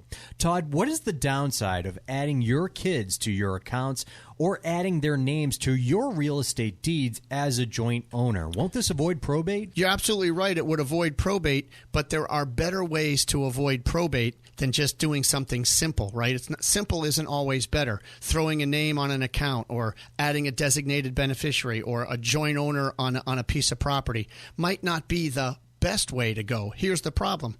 If you name one of your children as a joint owner and you have 3 children and you put that child on just because it's convenient and they're geographically close to you, well, you could be accidentally disinheriting your other children because this property, this asset will only go to that child. That child doesn't have to give it to the other kids. So that's a problem. And if you put your name, if you add a child's name to your real estate, now you're exposing it to that child's creditors, that child's potential divorces. That's never good. And plus, you've lost control over it. If you try to sell it, you need that kid's permission, and half the money would go to that kid.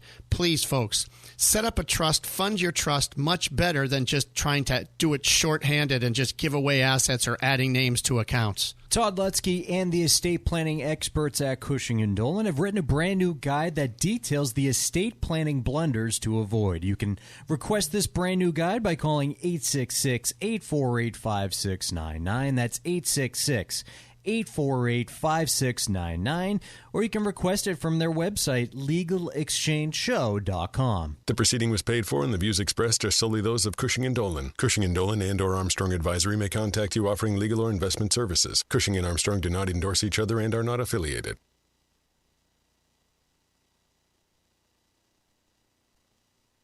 Time now for Wall Street Watch, tracking the stocks, the data, and the headlines driving markets so far today, right here on the Financial Exchange Radio Network.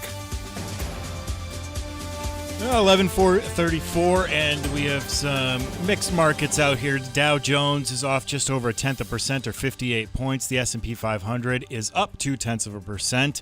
The NASDAQ is up a little over 0.5%. Meanwhile, gold is up just under 1.5%, while silver is up just over 6%. Shake Shack shares are off by 30% after the burger chain's first quarter results fell short of expectations and reported an operating loss of $2.6 million. Shake Shack's earnings per share broke even versus earnings of 12 cents a share expected from analysts. Revenue came in at $366.7 million versus the $372 million consensus estimate. McDonald's posted a beat on both the top and bottom line. Unfortunately for McDonald's, shares are down 0.4%. Adjusted earnings came in at $2.83 per share versus the $2.74 a share expected from analysts. Revenue was $6.52 billion compared to the $6.47 billion consensus. DoorDash shares are off 0.7% after the food delivery giant issued rosy guidance for orders in the second quarter. DoorDash sees marketplace gross order value ranging from $32.4 billion to $33.4 billion. IonQ shares are off 0.6%. The quantum computing company said that adjusted losses before interest, taxes, depreciation, and amortization came in at $96.8 million in the first quarter. That's wider than the loss of $80.4 million analysts polled had sought. I am Ben Kitchen, and that was Wall Street Watch. Our trivia question today was, which was the first cable network Ted Turner launched? Your answer was WTBS. Today's winner is Steve in West Yarmouth. He will be taking home a Financial Exchange Show t-shirt. We play trivia every day here on the Financial Exchange. See complete contest rules at financialexchangeshow.com. Chuck and Ben, before we move on, I know we pride ourselves on this program about being in touch with the younger generation, and Boston Globe's reporting it today. I heard it over the weekend from a high school teacher of mine. Do you know what sport is sweeping the nation in high schools? Pickleball. The sport that is sweeping the nation right now is hacky sack. You cannot find a hacky sack in stores anywhere in the state right now. What is this, 1994? Yeah, they are taking it from Gen Xers. And, well, you know what? There's an MIAA hacky sack league where you can get ranked. And I agree, it's not a sport. But nonetheless, hacky sack, which I have not seen since like 92, is apparently dominating schools all across the country right now and actually leading to difficulty in physically finding hacky sack Are these balls. kids all wearing Jenko jeans and Airwalk sneakers? And sideways hats, yes. Yep. I'm sorry, look, you can love hacky sack. There's nothing wrong with that. Calling it a sport's not okay? It's not a sport. Doing that fundamentally devalues what hacky sack is supposed to be, which is the ability to participate in something that's not connected to winning or losing. Yeah, that's fair. The Boston Globe did not call it a sport, so maybe I misspoke. They called it a game. Yeah, but I think that's fair. I was shocked to hear this. It came out of nowhere for me, and yeah, I was at my former high school over the weekend, and my former high school math coach or math teacher informed me that hacky sack is the new thing, sweeping the nation. Next, right now. it's going to be devil sticks. So that was the joke that I made, actually. Mike, this is what you are seeing right now is the same thing we saw in the 1990s. Yeah, for the baby boomers. Yeah. The boomers in the 90s had everything marketed to them because they were the biggest generation and they were, on the come up and had, the buying power. It's the same thing now. Look at any commercial and how many songs are from the late 90s and early 2000s now. 100%. Yep. There's a reason why this is happening, and it's not an accident. It's because the marketers want parents in their 30s and 40s to be like, oh, I want to buy the stuff for my kid that I had when I was a kid. Mm-hmm. Like it's not an accident. So yes, I do think Jinko jeans will be back soon. Not even kidding. They already are, actually. Are they? Yes, and unfortunately, my wife is into them. There you go. Just to be clear, though, to reiterate here, in the Boston Globe article, there is a link to the 2026 Division I Boys Hacky Sack Power Rankings that ranks the top 32 teams by town. And East Bridgewater's taking the number 1 seed right now. It's a team sport. Just reporting what I see here, Chuck. Apparently. Is this like figure skating where you can have like the individual competition and then the team? I'll do some research and get back to you because I'm not honestly sure right now. But, yeah, hacky sack is back. Are you called a hacker? No, that's a different thing. They don't want to confuse those two. A sacker. Yeah, that's better. Okay. Folks, want to talk to you about the brand new guide for the month of May from the Armstrong Advisory Group.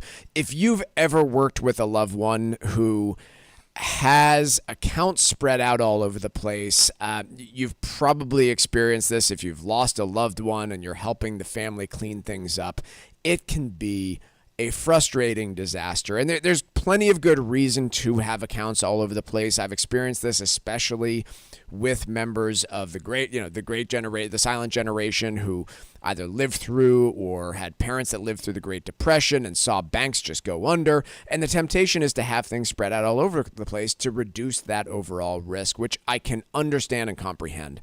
The downside to it is it comes with a lot of maintenance and a lot of work to do when it comes to maintaining beneficiaries, ensuring that things are titled properly, making sure that your loved ones are not dealing with a fiasco of tracking things down if you are no longer capable of managing or are no longer on this earth to manage all of those different accounts and bank accounts and investment accounts in multitude of different places.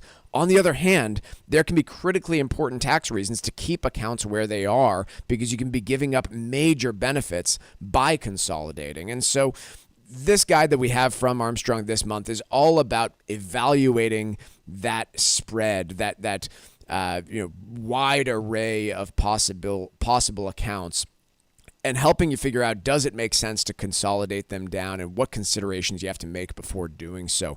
If you'd like your free copy of this month's guide, all about account consolidation and the roadmap you need to be able to figure it out, the free guide is available at 800-393-4001. You can request your free copy online too at armstrongadvisory.com. But the phone number, once again, 800-393-4001. The proceeding was paid for by Armstrong Advisory Group, a registered investment advisor. Nothing in the ad or in any Armstrong guide is specific financial, legal, or tax advice. Consult your own financial, tax, and estate planning advisors before making any investment decisions. Armstrong may contact you to offer investment advisory services. Piece in the Boston Globe. Skip the starter home. Some buyers are going straight to Cape vacation houses. And basically what this is talking about is that you've got people who are saying, hey, I see the rental market in vacation towns is so hot right now that I'm going to buy that place and rent it out weekly on Airbnb or Vrbo or something like that, and then continue renting where I live. It's an interesting strategy as long as the economy remains good.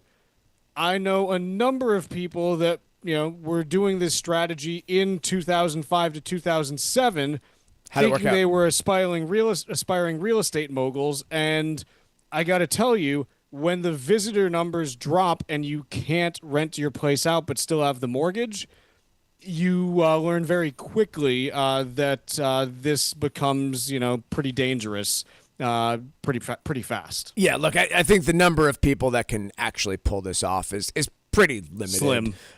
They interview a couple in New York who doesn't have any kids, and buying a place in Brooklyn or Manhattan is not quite feasible, but they could instead afford one on the Cape that needed some renovations, which is an interesting story. It's pretty slim, pretty rare. Most people with young children, for example, want the stability of owning their home and being in the same school district while they raise them, so that leads to some impracticalities. But I have always found it a fascinating phenomenon of the idea of, hey, we all think about building wealth through home ownership, and that is a way to do it. But there's been plenty written on if people are disciplined enough to rent and then reinvest what they would be putting into home ownership into a different asset class, and in this case, it's a rental property, you can be as well or better off by doing so if you execute on it properly. I think the problem is it takes a lot of discipline. Right. The temptation when you're renting is, oh, look at this extra money I have. I'm going to go spend that on vacations and dining out and all the other things that appeal to me. Yeah, it's like anything else. Look, as you mentioned, it all comes down to the execution. There are ways that you can, execute well with leverage. When I start hearing about people, who don't own a home that are trying to buy a short-term rental place in a vacation town, it makes me a little bit nervous to hear that, because those are very much boom bust cycles that you go through in terms of the type of rental. Like, it's 100%.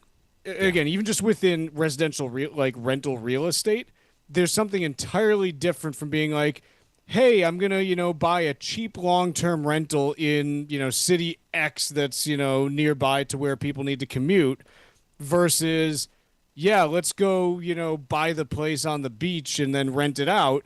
Those things can change. One of these is not like the other. Yeah, is basically where I'm going. I did learn recently about a fascinating, though, tax loophole involved in owning and managing a short-term rental that is not really available to other types of rental property, which is interesting to me. I'm no CPA, I'm no tax expert, so other people need to research it, but it's specific to just being an active manager in a short-term rental compared to, say, leasing out to a one-year tenant. So, interesting stuff that is actually available out there. Let's take a quick break. When we come back, we'll do a little bit of stack roulette. Get real-time financial insight as news breaks. The Financial Exchange is live on X. Watch the show and follow us for the most up-to-date business news you need to know. This is the Financial Exchange. Some of the biggest estate planning mistakes are the ones you don't even know you're making. At Cushing & Dolan, they've seen it all. Plans that aren't complete, that only rely on a will or lack of funding of a trust. These are the kind of mistakes that can lead to probate, unnecessary taxes, or even putting your assets at risk. As your life changes, so should your estate plan. Marriage, grandkids, new assets, and even changes in tax law can impact how your plan should be structured. That's why Cushing & Dolan created a brand new guide called Detour Ahead, Estate Planning Potholes to Avoid. It walks you through the most common and costly mistakes and how to help protect your assets, your family, and your future. Call 866-848-5699 to get your free copy today. That's 866-848-5699. Or you can request the guide online at legalexchangeshow.com. The proceeding was paid for and the views expressed are solely those of Cushing & Dolan. Cushing & Dolan and/or Armstrong Advisory may contact you offering legal or investment services. Cushing & Dolan and Armstrong Advisory do not endorse each other and are not affiliated. Hi, this is Mike Armstrong from the Armstrong Advisory Group. One of the biggest challenges in financial planning is seeing the full picture. When your investments are spread across multiple accounts, it can be difficult to know how much you actually have and whether your strategy is really working. You might be taking on more risk than you realize or missing opportunities to better align your portfolio. Bringing your accounts together can help create clarity so you can see your total assets, your true allocation, and make more informed decisions about your financial future. Our new guide is called Consolidating Investment Accounts. It walks you through how to get organized, simplify your strategy, and build a more complete financial plan. Call 800-393-4001 to get your free copy today. That's 800-393-4001, or you can request the guide by visiting armstrongadvisory.com. The proceeding was paid for by Armstrong Advisory Group, a registered investment advisor. Nothing in the ad or in any Armstrong guide is specific financial, legal, or tax advice. Consult your own financial, tax, and estate planning advisors before making any investment decisions. Armstrong may contact you to offer investment advisory services. Environmental nonprofit Ocean River Institute is working with communities to tackle climate change with nature-based solutions that feature slowing water down and building more soil with grasses and plants. Research indicates that people acting in their own neighborhoods can build an inch of soil in a year and slow sea level rise down by as much as 25%. Please visit oceanriver.org for more information on opportunities to make a difference and go the distance for savvy stewardship of a greener and bluer planet Earth. For many families, an energy bill can mean difficult choices, wondering when or even how it will get paid. It shouldn't be that way. For more than 40 years, Citizens Energy has helped families afford life's basic needs. First through Joe for Oil, and now through Joe for Sun. A simple way to save on electricity at no cost to you. No installation, no equipment, and you keep your utility company. We keep it simple and help you lower your utility bill. Call 1-855-JOE-FOR-SUN or visit citizensenergy.com to see if you qualify. Sponsored by Citizens Energy. It happens all over Massachusetts. Can you tie my shoes? In every home and every community. Be careful on your bike. Learning can happen anytime, anywhere. We'll see you at practice this weekend. And no matter how learning takes place in your family's life, DESI is there as your partner. The Massachusetts Department of Elementary and Secondary Education. Never stop learning. Find out more at mass.gov/back-to-school. Sponsored by the Massachusetts Department for Elementary and Secondary Education. When a heart stops, the clock starts. You are the first responder until help arrives. In that moment, 4 minutes equals brain damage. 6 minutes equals too late in an emergency. The first responder is you. We need you. Will you be ready? Learn CPR. Visit heart.org/nation. That's heart.org/nation.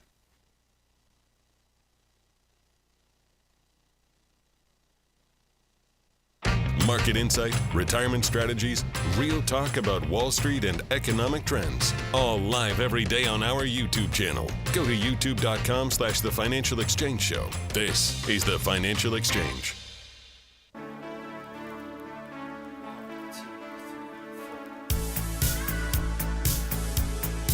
All right, let's do a little bit of stock roulette here. Mike, what do you got for me?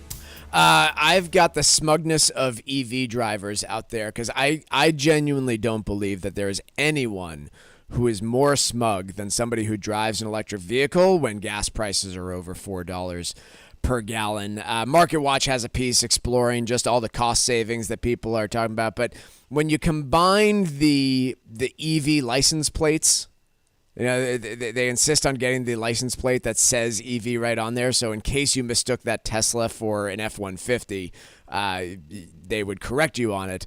Plus there are genuine cost savings, especially right now to plugging in at home and charging instead of filling up the gas tank. There's just a lot of EV drivers out there who are just an extreme amount of smug in 2026.